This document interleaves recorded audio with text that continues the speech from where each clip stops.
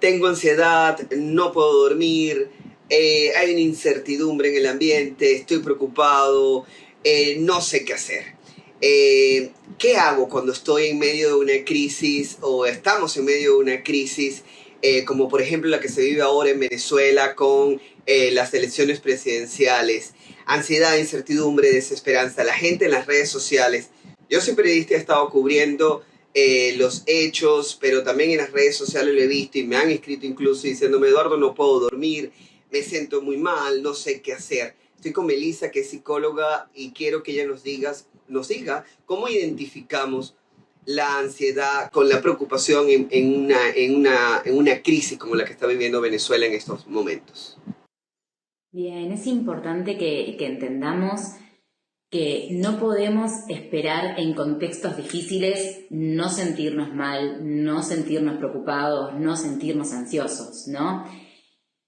Muchas veces hay emociones que adquirieron una mala prensa y tendemos como a asustarnos cuando las sentimos, pero la realidad es que la ansiedad también es una emoción necesaria y es una emoción que nos brinda información, que nos ayuda a optimizar nuestros recursos para poder responder a distintas situaciones. Tu pregunta es muy importante porque nos permite también un poco entender cuándo esa ansiedad está bien encausada y cuándo esa ansiedad se vuelve patológica.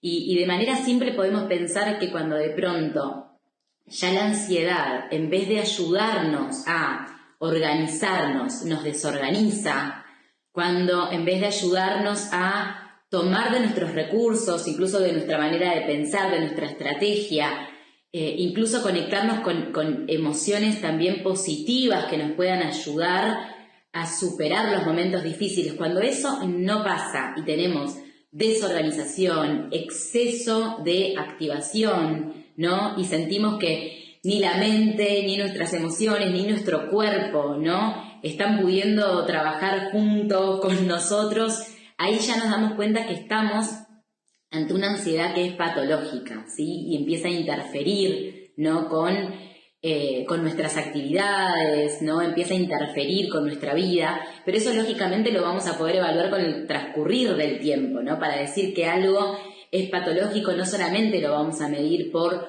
la intensidad, por el malestar, por la manera en la que empieza a comprometer, ¿no? nuestra vida, sino que también tenemos que entender, bueno, ¿hace cuánto tiempo eso está pasando así? Por eso, justamente, quiero dividirlo en ansiedad, incertidumbre y desesperanza. Pero vamos a comenzar con la ansiedad y quiero justamente la ansiedad que produce una crisis como la que ocurre ahora en Venezuela. Es decir, ¿cómo separo si es una ansiedad momentánea o preocupación o si es patológica? Y una vez identifico que sí tengo ansiedad porque esto me produce ansiedad, porque esto me preocupa lo que está ocurriendo en Venezuela, ya sea que esté en el exilio, esté fuera o esté dentro del país. ¿Cómo manejo esa ansiedad? A ver, para entender si una ansiedad es patológica, tenemos que ver cómo se comporta en el tiempo y el coste emocional que nos genera, ¿sí? Y el coste emocional lo vamos a medir en la manera en que empieza a deteriorar nuestra calidad de vida y a dificultarnos seguir con nuestra vida, ¿sí? Porque podemos estar preocupados y aunque estemos preocupados, poder seguir con nuestra vida.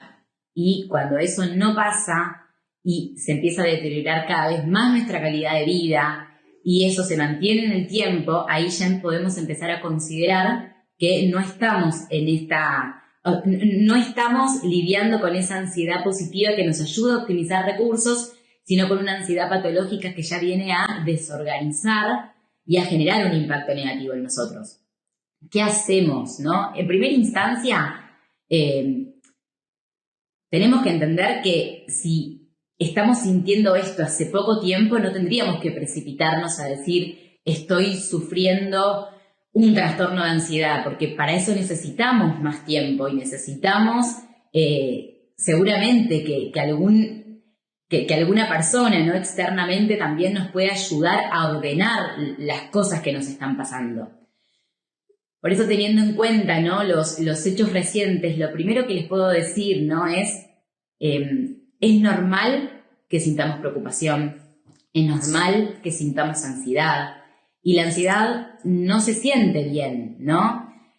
Obvio que la ansiedad positiva, rápidamente, cuando se trata por algún evento puntual, nos permite organizarnos, entonces enseguida es como que volvemos a un estado de equilibrio. Por ejemplo, cuando tenemos que ir a rendir un examen, ¿no?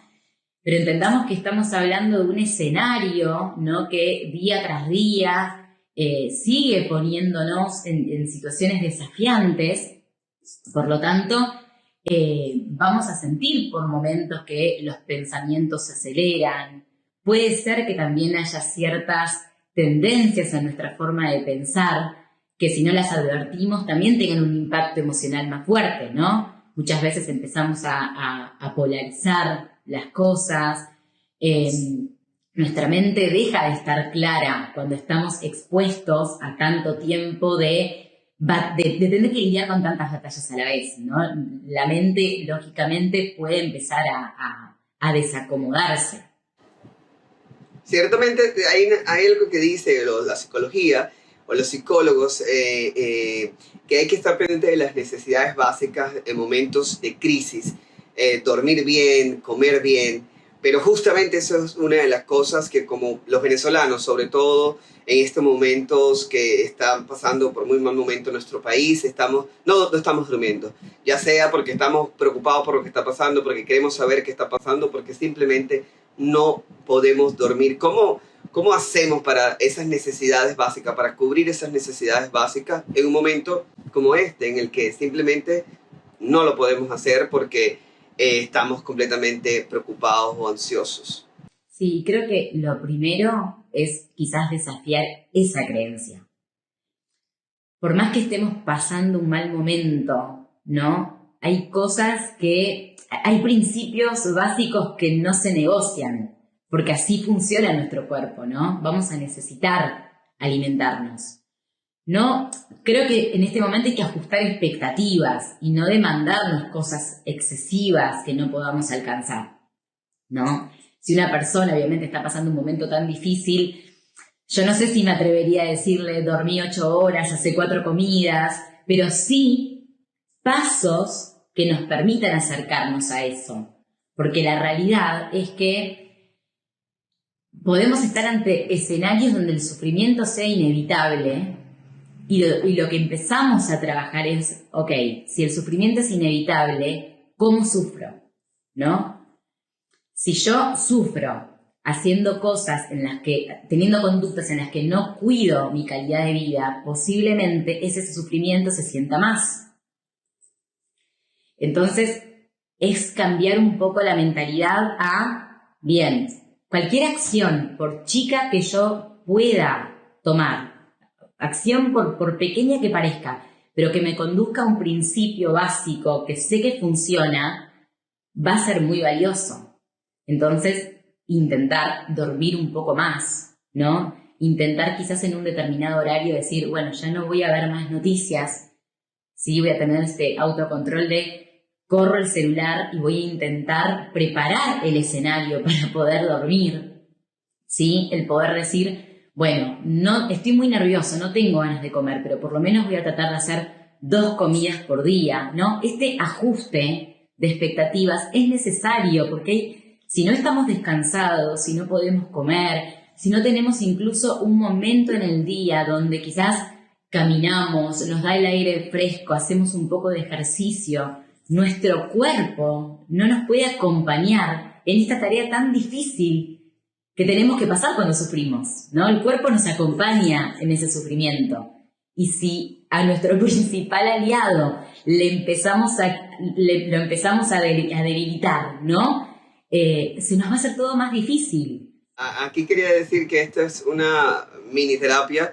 Melissa es psicóloga con muchos años de experiencia y justamente este año he estado, el pasado he estado, yo soy periodista, pero he estado muy abocado a la salud mental, sobre todo las personas que están en la diáspora, en el exilio, que están fuera de su país, no solo de Venezuela, sino a nivel mundial. De hecho estuve en la Organización de las Naciones Unidas recientemente hablando de salud mental, también hice un TED Talk sobre esto. Y eso se llama Lo que nos hicieron. que lo teníamos planificado hacer desde hace unos meses, un podcast, Lo que nos hicieron, y lo que podemos hacer con lo que nos hicieron, pero estamos pues ante esta crisis y quería una mini terapia para que la gente que está venezolanos que están fuera, 7 millones de personas en el mundo entero, y también las que están dentro, pues podrá de alguna manera organizar esas ideas y todos esos pensamientos que tenemos. Melissa, porque es muy difícil, yo sé que en la práctica es más difícil que la teoría a veces, comer, dormir. Lo que te decía, está la ansiedad y la preocupación, pero también la incertidumbre. Yo tengo como periodista herramientas y técnicas para manejar o procesar la información, pero la gente no, y hay muchísima información y también desinformación, bulos o fake news. ¿Cómo hacemos nosotros también para manejar la incertidumbre? Y sobre todo la gente que también tiene miedo a lo que va a pasar, miedo a que le pase algo a sus familiares en Venezuela, miedo a hablar, miedo porque estas crisis suelen también ocasionar o producir incertidumbre y miedo. ¿Cómo manejamos? ¿Cómo podemos manejar? Yo sé que esto necesita terapia y necesita pues más tiempo, pero de una manera sencilla, ¿cómo pudiéramos decirle a la gente manejar esa incertidumbre y ese miedo para que no nos afecte la salud? Bueno, hubo como varias preguntas. Voy a intentar ir por partes, ¿no? En primer lugar, vos hablabas de el exceso de información que se está recibiendo, ¿no? Y la incertidumbre ante estas cosas. ¿Sí? ¿Entiendo bien? Sí. Bien. Creo que esto que voy a decir ahora aplica a esta situación y a un montón más. Creo que es importante entender cuáles son nuestras fuentes y elegir conscientemente nuestras fuentes de información. Muchas veces somos como antenas abiertas y captamos absolutamente todo, pero no solamente tenemos que aprender a juzgar la información que nos llega, sino también un paso antes y tener conciencia y elegir las fuentes, ¿no?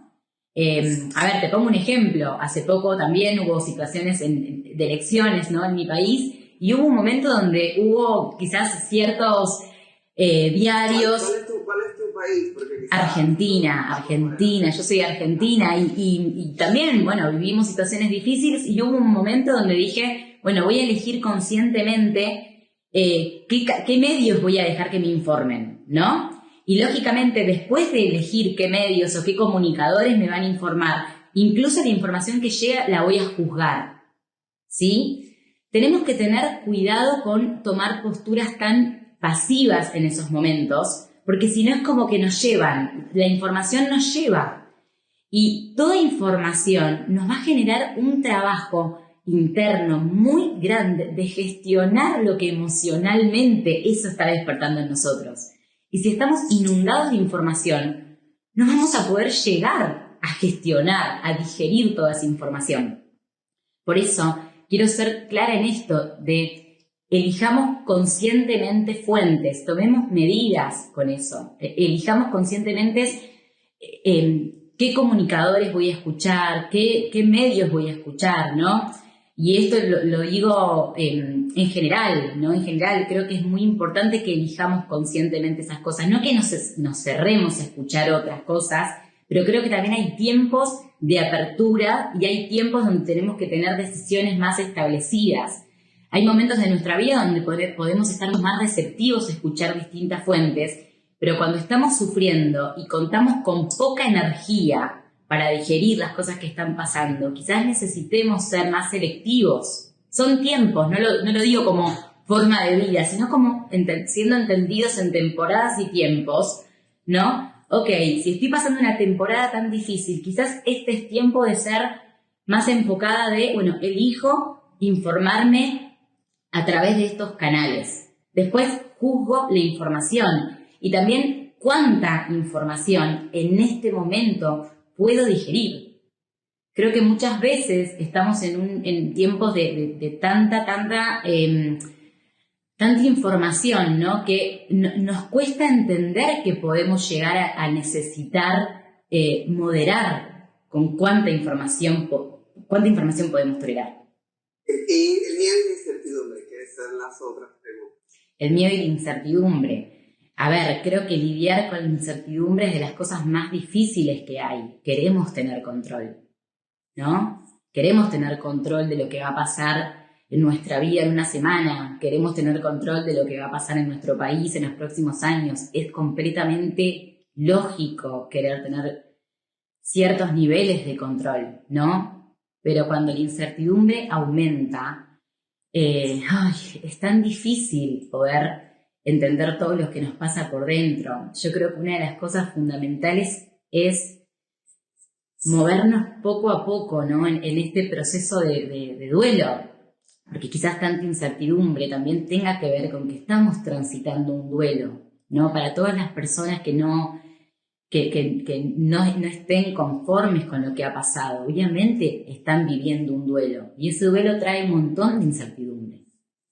Entonces creo que es importante pasar por esas etapas de duelo, ¿no? Y poco a poco poder aceptar que tienen quizás menos control del que quisieran tener sobre ciertas cosas. Justamente, y en efecto, es duelo, porque piensas o sientes que te robaron el país, que te quitan el país, los que estamos fuera, que no tenemos un país donde volver, y los que están dentro, pues eso, que viven en un país donde no se respeta la democracia. Entonces, es un duelo, pero no sabes si además vivir el duelo, porque tú tienes todavía la fe, la esperanza, que además es el tercer punto, y ya lleguemos entonces a ello, esa fe, esa esperanza, cómo la mantenemos también.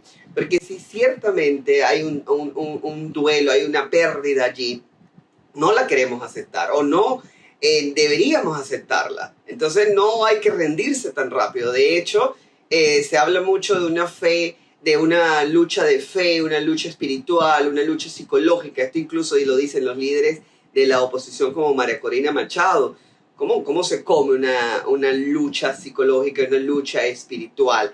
Y en esto quiero ser pues categórico. No se trata de aceptar la pérdida. Y entiendo muy bien el punto psicológico de entender que es un duelo, pero no tan rápido, porque tampoco podemos decir, bueno, no, se perdió el país y seguimos.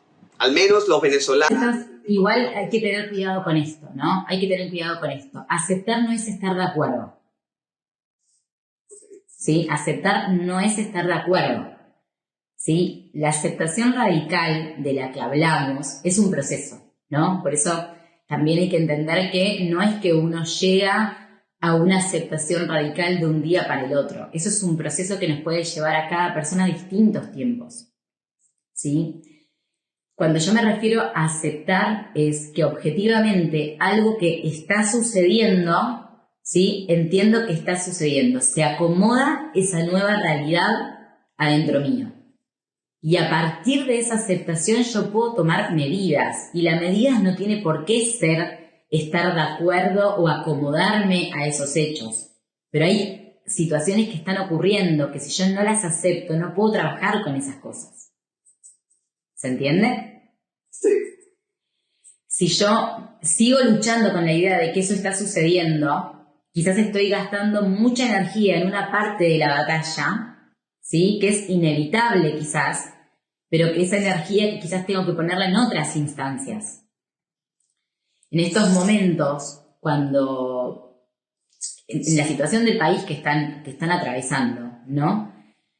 Creo que es importante decir, ok, esto está sucediendo, y a medida que eso se puede acomodar dentro nuestro, es que uno puede también, ante esa situación, elegir cómo actuar. ¿Sí? Claro que llegar a la aceptación radical es un proceso muy largo. Y quizás antes de llegar a eso, tenemos como ilusiones, ¿no? de aceptación en muchos casos, ¿no? De creer que estamos pudiendo acomodar algo y quizás nos levantamos un día y estamos completamente desorganizados y abrumados con las emociones. Y es normal porque es un proceso justamente. No, y te lo digo porque justamente hay personas que a los 3 días de estos resultados dijeron, mira, yo no leo más noticias, yo no veo más nada que tenga que ver con Venezuela, hablando de venezolanos. Y dicen, ¿por qué? Porque no quieren volver a pasar por lo mismo, porque se sienten desilusionados. Es decir, pierden la esperanza, se encuentran desesperanzados. Yo creo que aunque tengamos o tengan la fe, al mismo tiempo hay mucha desesperanza. Eso no sería también evadir el decir no veo más, porque al final sí están viendo, sí estás pensando, pero no quieres, pues eso, afrontar la realidad y sobre todo creer que sí se puede lograr de alguna manera y por supuesto a través de la vía pacífica, pero que se puede lograr. No podría juzgar a las personas que de pronto hagan esto, porque también no sabemos hace cuánto tiempo se están desilusionando y el impacto que esas experiencias pudieron haber tenido, porque no todas las personas tienen las mismas habilidades de afrontamiento, ni las mismas características, ni la misma personalidad, ¿no? Entonces vamos a ver personas que van a acomodarse ante estos hechos de diversas maneras, ¿no? Yo creo que una de las cosas valiosas también es en hacer comunidad, es tratar también de entender que quizás hay personas que para superar las cosas van a tomar quizás medidas o estrategias con las que no estemos de acuerdo, ¿no? Pero entender que esa persona también está sufriendo, aunque no se esté acomodando como creemos que sea lo mejor, ¿sí? Yo creo que muchas personas tienden a evitar porque sienten que no pueden lidiar con esa desilusión. Y si alguien que nos está escuchando le está pasando esto, ¿no? No quisiera que se sienta juzgada por eso, pero sí entender que hay cosas que porque las evitemos no dejan de existir. Entonces quizás estén en un momento donde necesiten juntar un poquito de fuerzas, quizás llenar un poco como ciertos bancos emocionales internos, pero es un trabajo que en algún momento se va a tener que elaborar, ¿no? Porque si hay una pérdida, ¿no? De la ilusión de un país, de un proyecto, no sé, hay una pérdida, ¿no? A ver, y no quiero achicarlo a eso, porque quizás hasta implica muchas más cosas y no quiero excesivamente creer que puedo entender a todos, ¿no? No me gusta eso. Pero sí creo que es importante que entendamos que ese proceso va a necesitar tener lugar. Y creo que son tiempos donde es importante no polarizarse, ¿no? Hay personas que de pronto evitan informarse, evitan saber del tema y esa evitación, bueno, es negativa, pero también entendemos que quizás es un tiempo y ojalá esas personas después puedan afrontar todas esas cosas, ¿no? Que le están pasando. ¿Cómo juega la autoeficacia, justamente las herramientas que tenemos propias para afrontar desafíos y la comunidad, el rodearnos de personas positivas, el llamar a nuestros familiares, el darnos fuerza, que es algo que está ocurriendo además en Venezuela? Siento que al 80% de los venezolanos están en el mismo bando y además se siente esa comunidad. ¿Cómo puede ayudar esto? Y ya casi para terminar esta mini terapia, ¿cómo ayuda la autoeficacia en la comunidad? Pero te quiero decir algo porque quedó ahí una idea sobre la polarización que me parece muy importante. Por un lado pueden estar las personas que evitan, pero también en otro extremo pueden estar las personas que quizás se van al otro extremo, ¿no? Y no pueden autorregularse y no pueden entender con cuánta información pueden lidiar y con cuántas batallas al mismo tiempo pueden lidiar, ¿sí? Y yo creo que si bien entendemos que las personas se acomodan como pueden al dolor, cuidado con los extremos, porque si vamos a este extremo en donde no nos metemos en muchas batallas, buscamos excesivamente información, quizás también nos podemos llegar a hacer daño, ¿no? Y tenemos que también en el dolor aprender a cuidarnos, aprender a delegar incluso ciertas tareas en otros, aprender a desarmar los desafíos en partes, ¿no? Y quizás ahora me puedo ocupar de esto y en un tiempo me puedo ocupar de esto, ¿no? Cuidado con polarizarnos, cuidado con inhibir, pero cuidado con no poder gestionar tampoco, ¿no? El ímpetu por hacer las cosas a tal punto de descuidarnos, ¿no? En relación a la autoeficacia, ¿no? Yo creo que las personas tenemos depósitos, ¿no?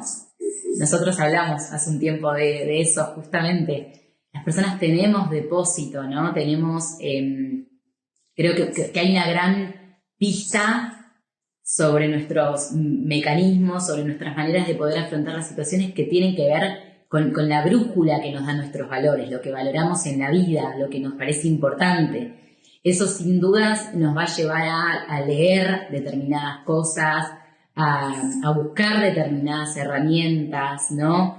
A rodearnos de determinadas personas, ¿no? Nuestros valores, lo que nos importa, son brújulas muy valiosas, ¿no? De las cuales, en el mejor de los casos, de esas cosas vamos llenando, ¿no? Nuestros depósitos, y en los momentos de presión, ¿no? Esos depósitos son los que nos auxilian, ¿no?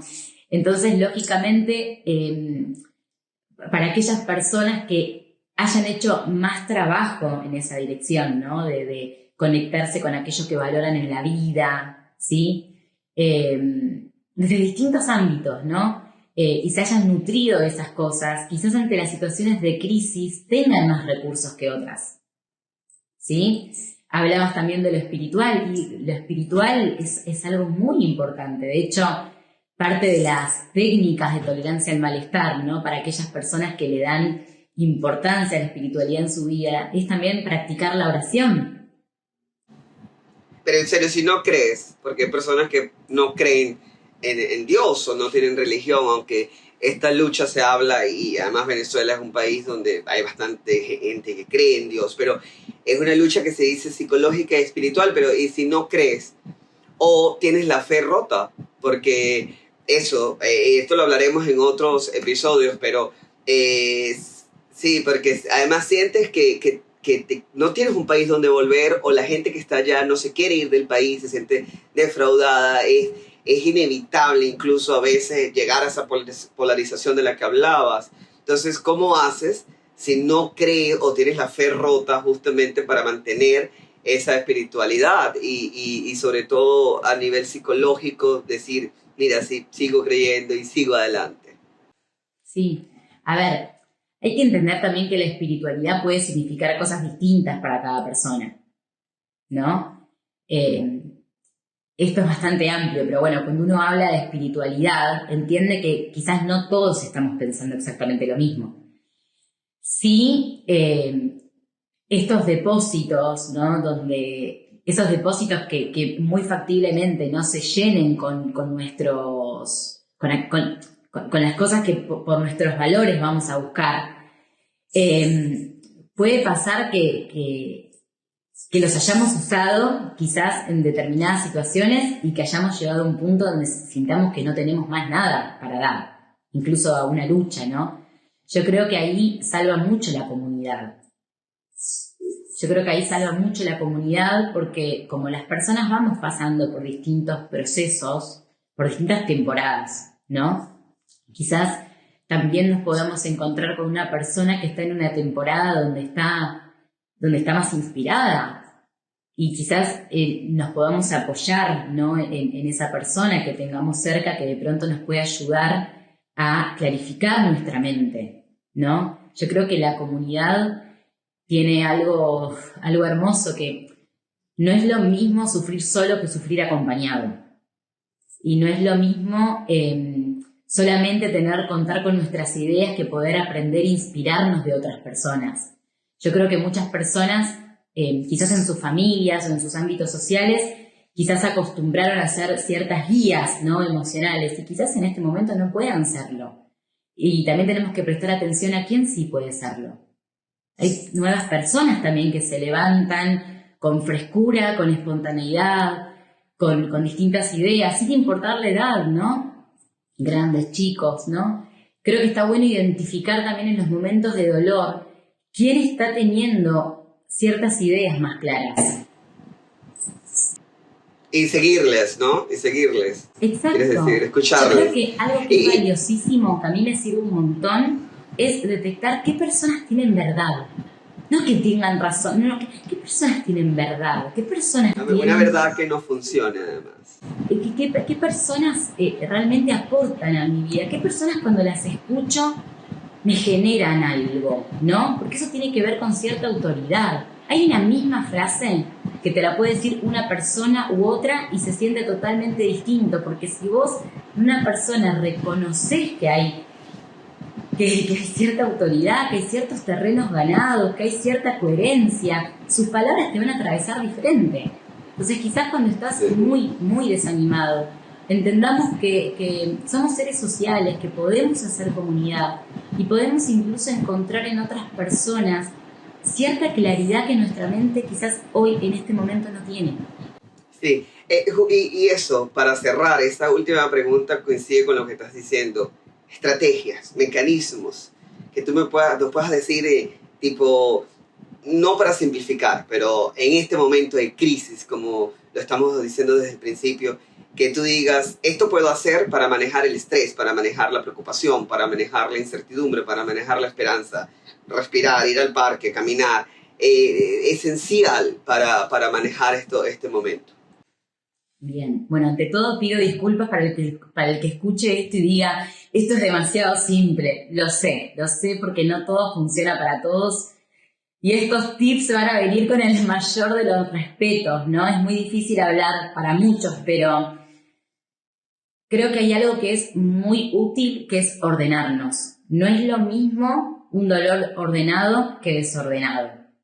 Entonces, creo que a veces frenar y darnos cuenta, tratar incluso a veces de escribir, la escritura es muy útil, de a ver qué me está haciendo sufrir, qué me está preocupando. Yo creo que las listas, el escribir, el volcar, nos ayuda mucho, ¿sí? Nos ayuda mucho.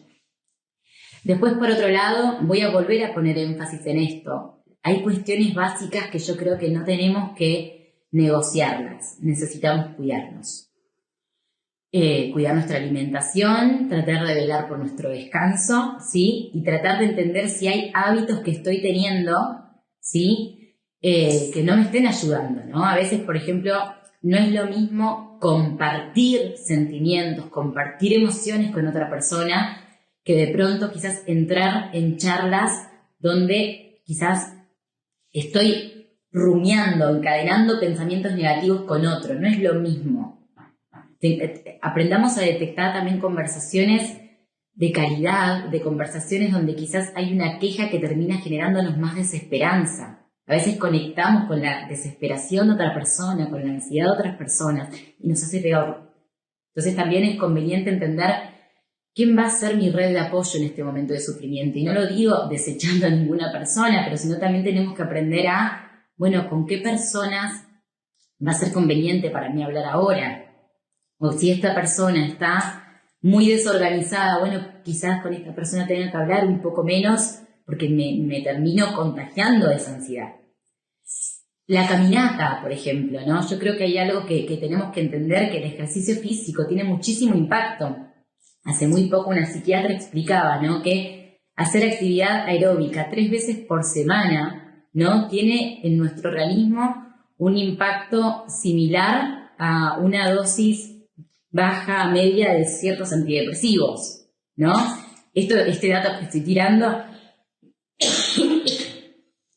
es muy general, ¿no? Pero no deja de ser cierto que la actividad física tiene un impacto muy, muy positivo en nuestra salud. Y llamarse también, ¿no? Darse amor, cariño, ánimo entre las personas. Melissa, tienes razón además, y lo dice, Melissa no es alguien que habla de autoayuda o de coach, Melissa es psicóloga, y por eso es ciertamente cuando se hace terapia, pues cada cabeza, cada persona es un mundo.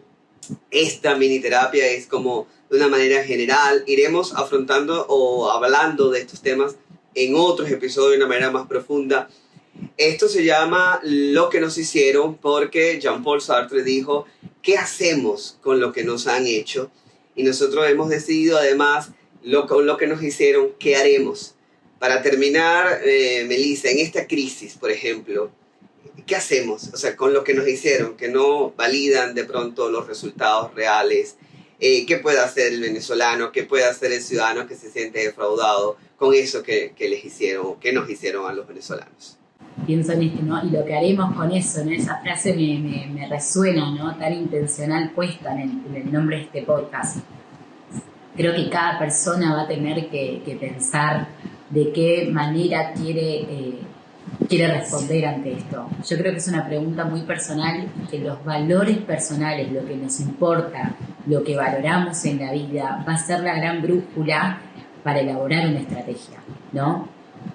Yo creo que hay muchas maneras de hacer frente a una situación y creo que las únicas maneras que no sirven son las que no son auténticas, ¿sí? Quizás nos estén escuchando personas que tengan más influencia en términos, no sé, partidistas. Quizás nos están hablando personas que tengan más influencia en su barrio. Quizás nos están escuchando maestros. Quizás nos están escuchando personas que trabajan en la calle y comerciantes y hablan con mucha gente todos los días. Creo que cada persona, desde el lugar que ocupa y desde los valores que los atraviesan, ¿sí? Y desde lo que crea que tenga para aportar, tiene que elegir de qué manera hacer frente a esas situaciones. No hay una respuesta única. No hay una respuesta única porque podemos correr el riesgo de empezar en comunidad a exigirnos o a decirle al otro lo que tiene que hacer y terminamos a veces resquebrajando la propia comunidad, juzgándonos unos a otros, ¿no? Y creo que es importante, a ver, ¿qué valoro en la vida? ¿Qué me importa? Ante esta situación tan difícil que estoy pasando, ¿de qué manera puedo hacer frente desde lo que me atraviesa, desde lo que me importa a mí?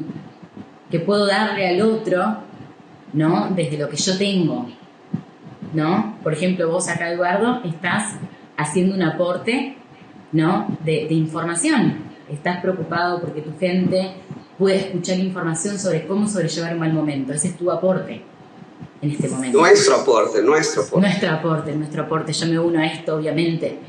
Pero quiero decir gracias, además.